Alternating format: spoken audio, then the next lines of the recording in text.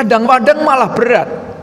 Ternyata besar juga ya, 2,5%. Kalau orang punya uang misalnya nggak usah banyak-banyak, misalnya 10 miliar gitu kan, itu kelihatan 2,5%-nya itu berapa itu. Itu agak berat. Karena apa? Duit kita ini sudah banyak. Maka kalimat dalam Al-Quran menggunakan kalimat fisarra'i wadh-dharra, baik dalam keadaan lapang maupun dalam keadaan sempit. Jadi kita masuk dalam kategori orang yang bertakwa kalau kita punya kepedulian kepada orang lain, baik dalam keadaan lapang maupun dalam keadaan sempit. Jadi standar tujuan orang yang mengerjakan ibadah puasa kemarin tercapai apa tidak, salah satu ukurannya adalah sejauh mana kita punya kepedulian kepada orang lain. Kalau kita punya kepedulian kepada orang lain, insya Allah ada tanda-tanda bahwa puasa kemarin itu kita sukses. Yang nomor 2 adalah wal kadhiminal ghaidha, orang yang mampu menahan emosinya. Al kadhimina itu makna dasarnya menutup. Kalau kita minum ya, memasukkan air ke dalam gelas, itu kalau supaya tidak tumpah,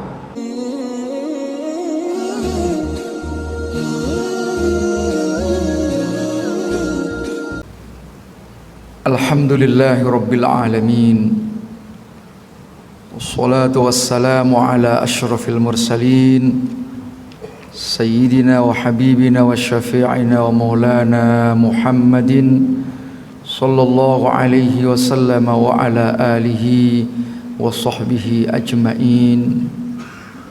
Rabbi syrah li sadri wa yassir li amri wahlul 'uqdatam min lisani yafqahu qawli. Subhanaka la ilma lana illa ma 'allamtana innaka antal alimul hakim. Amma ba'du.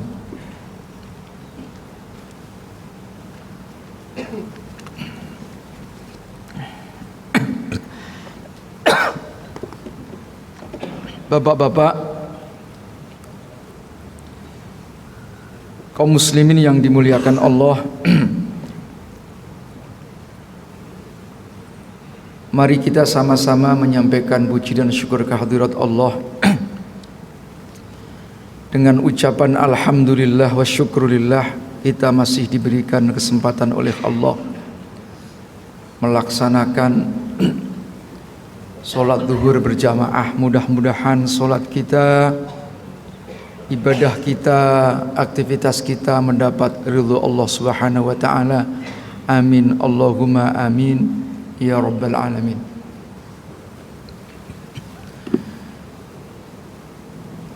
Bapak-bapak, ibu-ibu, hadirin hadirat yang dimuliakan Allah,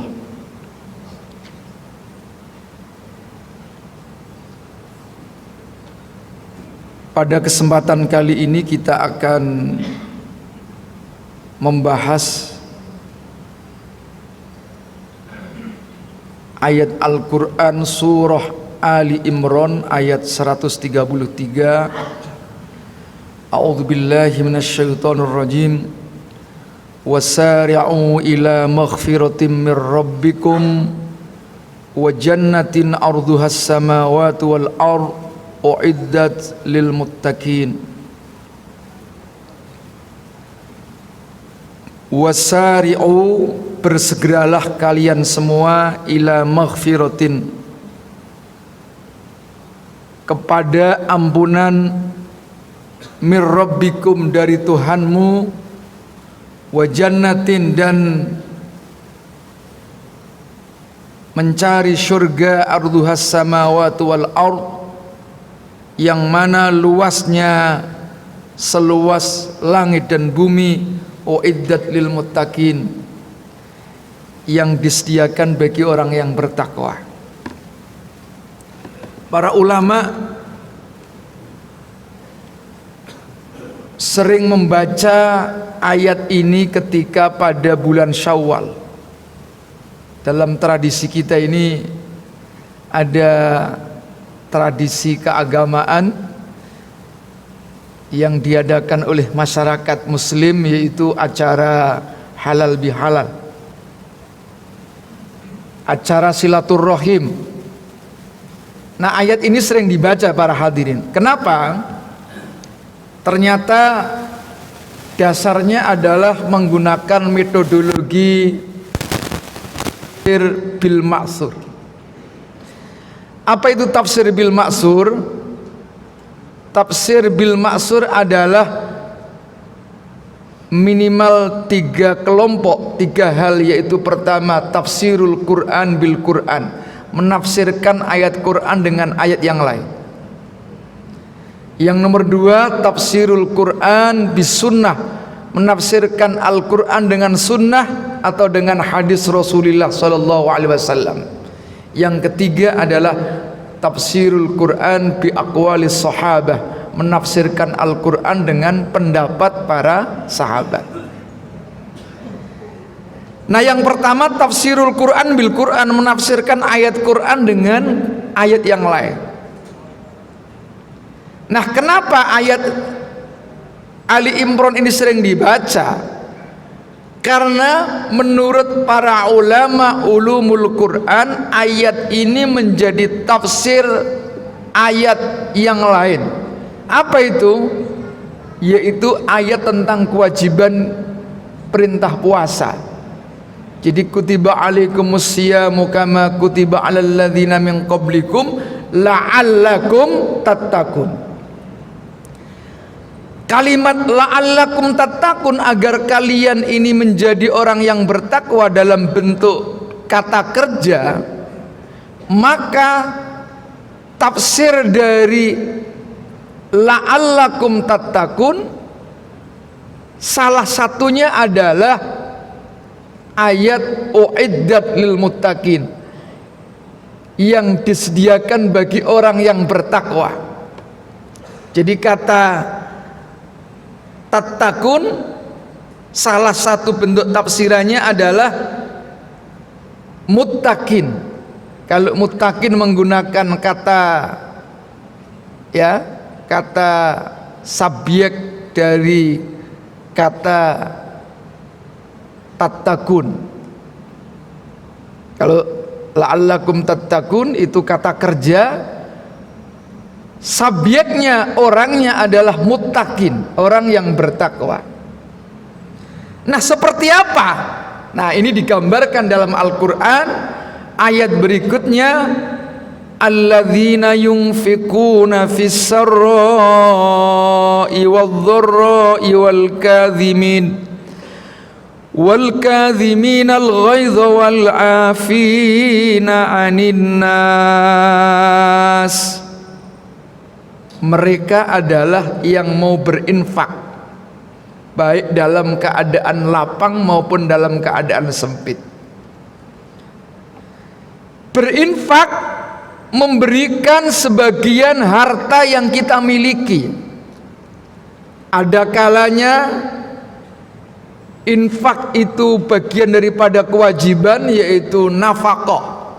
Jadi kata infak itu salah satunya adalah nafkah. Nah, ada nafkah yang wajib, adalah nafkah suami kepada istri, kepada anak, itu wajib itu. Wajibnya seperti apa? Wajibnya adalah pertama memenuhi kebutuhan pokok. Kebutuhan pokok itu ya memberikan makan, ya pangan, papan, ya sandang, sesuai dengan takarannya.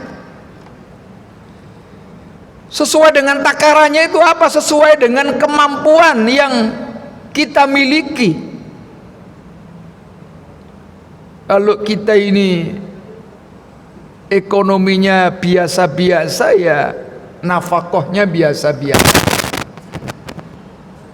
Seorang istri juga harus tahu kondisi suami. kemampuan suami itu seperti apa. Jangan seenaknya sendiri, yang penting minta nafkah, tahu-tahu suaminya nggak mampu, akhirnya jadi masalah.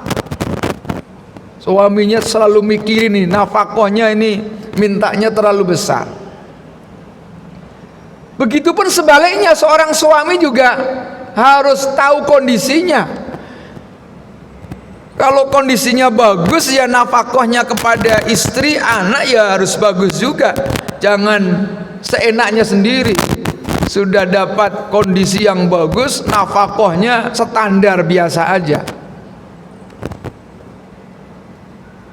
Jadi disesuaikan dengan kemampuannya.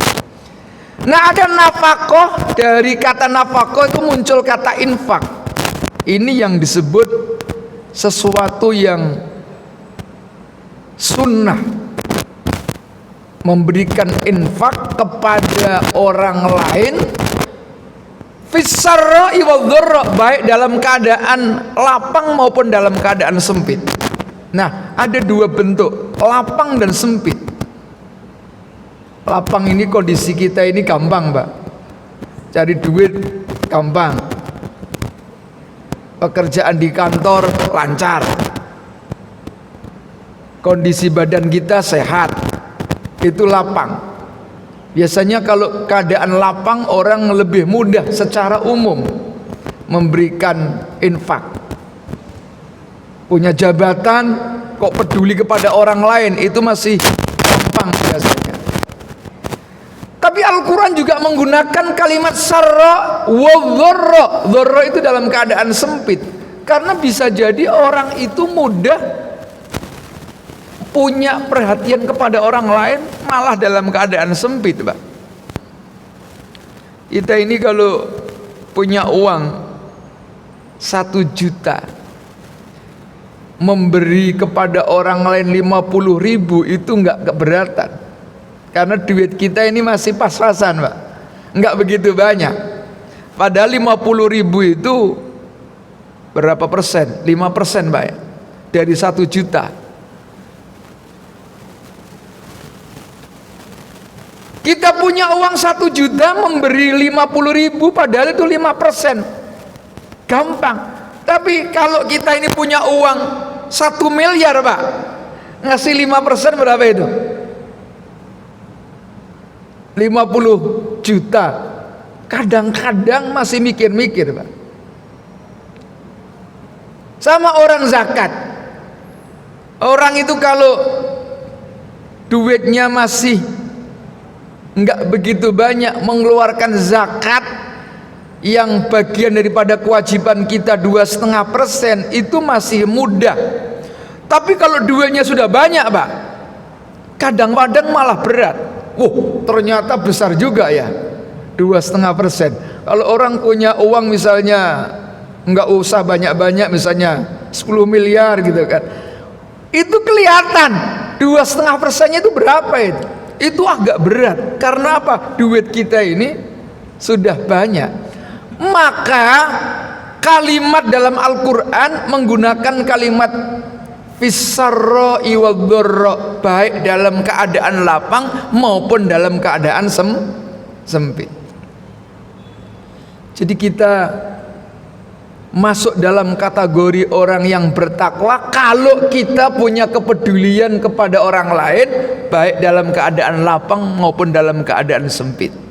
Jadi standar tujuan orang yang mengerjakan ibadah puasa kemarin tercapai apa tidak, salah satu ukurannya adalah sejauh mana kita punya kepedulian kepada orang lain.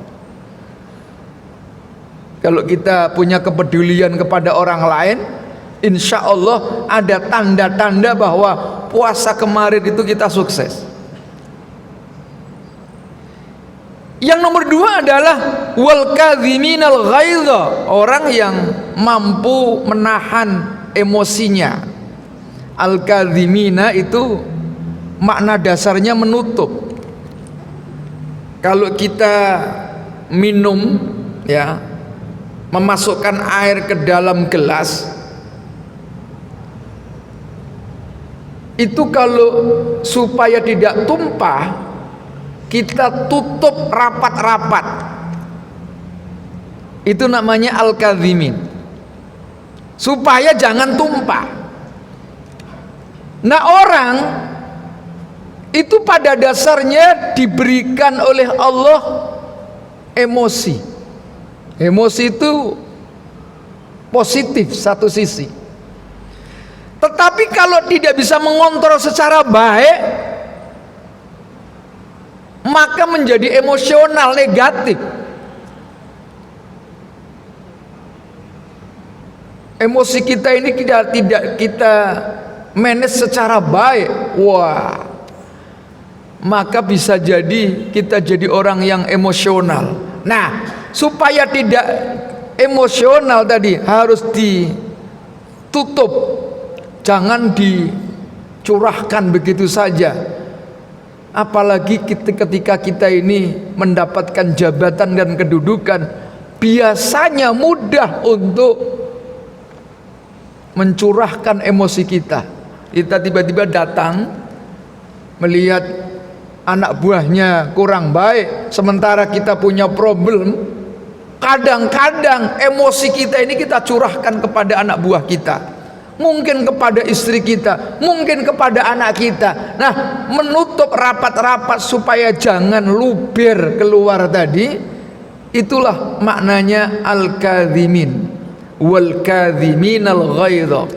Jangan sekali-kali kalian semua menumpahkan emosi kita. Jadi puasa kita ini sukses apa tidak, ini salah satu ukurannya sejauh mana kita bisa mengontrol emosi kita.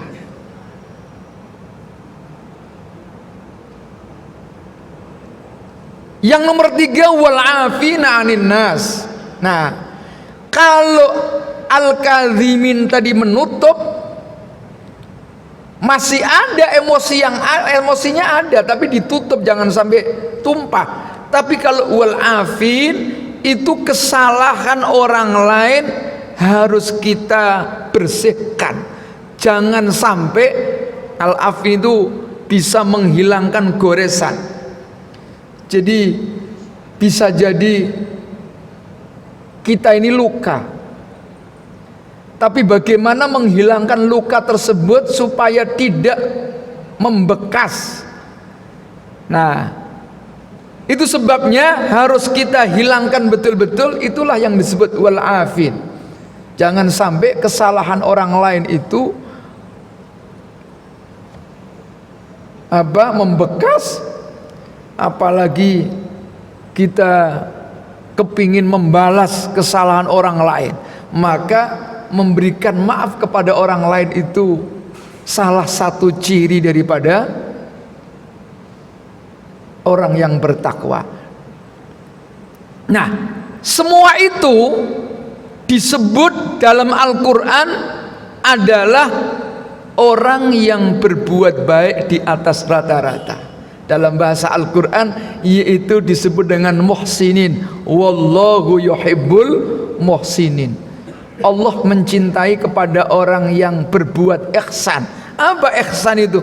Orang yang baik, perbuatan yang baik di atas rata-rata. Orangnya disebut dengan muhsin. Apa itu kebaikan di atas rata-rata? Kebaikan yang tidak banyak dilakukan oleh orang. Kalau yang standar itu kan bisa dilakukan oleh banyak orang. Misalnya orang sholat 5 waktu itu standar, Pak. Karena semua orang Islam insya Allah bisa itu. Sholat 5 waktu, rata-rata bisa.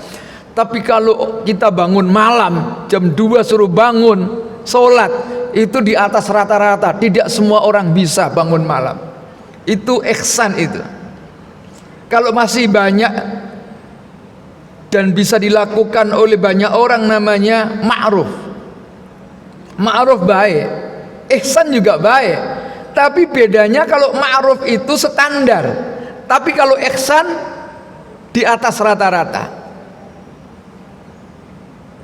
Orang kalau punya uang kondisi lapang memberikan sesuatu, sementara kondisi sempit agak berat, itu belum masuk dalam kategori ihsan. Tapi kalau sudah tidak membedakan lagi, lapang sempit sama saja, itu di atas rata-rata, Pak. Tidak semua orang bisa. Misalnya orang punya uang kok nggak begitu banyak, tiba-tiba ada orang datang, padahal kita masih membutuhkan uang tersebut. Ada orang datang, ya Allah Pak, anak saya sakit. Ketika kita memberikan kepada orang lain sementara kita butuh, itu namanya orang baik di atas rata-rata, Pak. Karena apa? Kondisi kita sedang butuh tapi masih memperhatikan orang. Tapi kalau orang yang sedang kondisi baik, lu punya perhatian kepada orang, itu biasa-biasa saja. Namanya orang punya duit banyak kok punya perhatian kepada orang, ya semua orang bisa. Tapi bagaimana dalam keadaan sempit kita masih punya perhatian kepada orang lain, itu namanya di atas rata-rata. Nah, kata ihsan itu misalnya digunakan dalam Al-Quran, wabil walidaini ihsana, kepada kedua orang tua kita harus juga berbuat baik di atas rata-rata. Apa maksudnya? Kalau kepada orang tua jangan disamakan dengan tetangga, dengan teman. Levelnya orang tua itu harus lebih tinggi dari teman dan tetangga. Bahkan ayat wabil walidaini ini menggunakan huruf namanya harfu jarrin berupa ba, bil walidaini. Ini kalau dalam ilmu pesantren, ilmu nahwu, ba berupa huruf jar itu mempunyai faedah lil ilsaq, nempel langsung. Jadi kalau berbuat kebaikan kepada orang tua itu diusahakan langsung, Pak. Jangan mentang-mentang kita kaya lalu nyuruh orang sembarangan aja ya. Ah, gampang lah, biar kita bayar gitu kan, orang lain yang urus.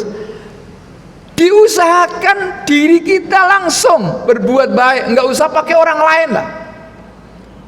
Mungkin kalau dengan kawan, dengan tetangga, biar dengan orang lain, yang penting kita punya perhatian. Tapi kalau dengan orang tua, jangan. Kalau masih bisa, kita usahakan langsung. Jangan lewat siapapun. Jangan mentang-mentang kita jadi pejabat, pengusaha besar, lalu ngurus orang tua lewat orang lain. Kalau bisa dengan tangan kita sendiri. Karena apa? Al-Quran menggunakan kalimat wabil walidaini. Dengan orang tua itu sifatnya langsung, jangan lewat perantara-perantara. Nah, itulah para hadirin yang dimuliakan Allah. Jadi orang yang sukses dalam mengerjakan ibadah puasa mempunyai ciri antara lain punya perhatian kepada orang lain, kepedulian kepada orang lain, mampu menahan emosinya. Nah, menahan emosi ini dalam bahasa lain adalah kesabaran. Dalam bahasa akademik yaitu kecerdasan emosional. Jadi orang yang muttaqin itu salah satu cirinya adalah orang yang mempunyai kecerdasan emosional. Jadi orang hebat itu salah satu yang menentukan keberhasilannya adalah mempunyai kecerdasan emosional, dan kecerdasan emosional itu lebih menentukan ketimbang daripada kecerdasan intelektual. Orang pinter saja nggak cukup, banyak orang pinter nggak gagal itu. Yang lebih menentukan kesuksesan kita apa? Kecerdasan emosional kita, Pak. Orang dagang nih di Tanah Abang, kadang-kadang orang dagang itu menawarkan kepada orang lain, ditawar, padahal ini dia minta 100.000, ditawar 50.000. Ini kalau nggak punya kecerdasan emosional pedagang, enak sama yang nawar tadi. Ini modalnya aja 50.000, ditawar 50.000. Udah, gitu kan. Tapi bagi orang yang punya kecerdasan emosional, wah, lihat dulu dong barangnya ini. Ini barang bagus. Mencoba dengan kesabarannya, komunikatif dengan pembelinya secara baik, memberikan harapan, omongan yang baik kepada calon pembeli. Akhirnya apa? Naik 75.000. Tapi bagi orang yang tidak mempunyai kecerdasan emosional, begitu ditawar 50.000 marah. Apa? Punya kamu aja saya beli 100 barang juga saya beli semua. Orang yang model seperti ini tidak akan sukses. Nah, pegawai yang baik, aparatur yang baik, ya, adalah mereka yang mempunyai kecerdasan emosional. Kecerdasan emosional ini masuk dalam kategori ayat wal kadhiminal ghaidha. Jadi kesimpulannya adalah orang yang muttaqin, yang melalui proses salah satu pelatihan sekolahnya adalah puasa, itu salah satunya adalah membangun kecerdasan emosional kita. Itulah yang barangkali yang dapat saya sampaikan, kurang lebihnya mohon maaf. Mari kita akhiri dengan bacaan doa Al-Fatihah.